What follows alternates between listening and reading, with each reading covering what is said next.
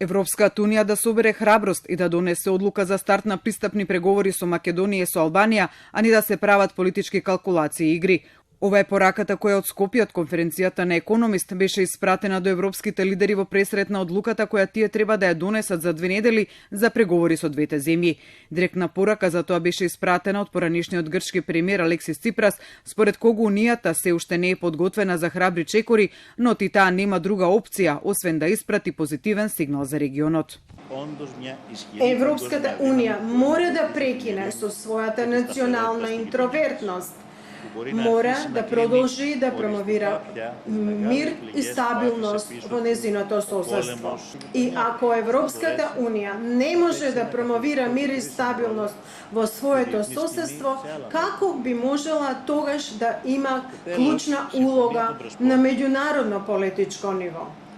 Ципрас се осврна и на договорот од Преспа, кој го оцени како пресвртница не само за земјави и за Грција, туку и за регионот и Европа. Договорот веќе се применува.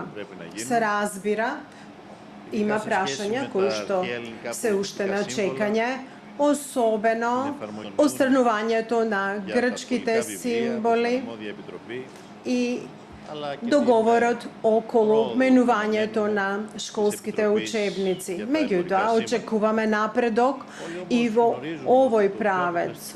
Македонскиот премиер пак рече дека земјава е посветена на исполнување на договорот, а во контекст на Европската унија побара таа да го исполни ветеното. Разбираме дека некои држави се против проширувањето на ЕУ, меѓутоа првата порака е дека не очекуваме веднаш да станеме членка, туку само да започнеме преговори, да добиеме шанса брзо да си го трансформираме нашето општество. И исто втората порака е дека ако не одлучат позитивно, тогаш ќе го казнат најдобриот пример во Европа. Директна порака до европските лидери за давање на датум за преговори упати поранишниот прв човек на Европскиот парламент Мартин Шулц, кој рече дека во спротивно унијата ќе го загуби кредибилитетот. Наместо храбри чекори во Брисел, а особено во Европскиот совет, не толку во парламентот, не толку во комисијата, меѓутоа во советот, каде што имаме раководители, шефови на држави и влади, гледаме тактичка неволја или повлекување, кое што можеби не може да ги реши проблемите, не е она што ни треба, бидејќи на крајот ни требаат храбри чекори како на овие на двајцата премиери.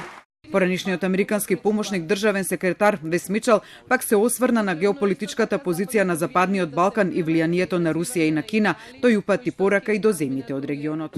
Балканските држави треба да сватат дека ако намерно го попречуваат патот на нивните соседи кон ЕУ, и сопствениот пат го попречуваат.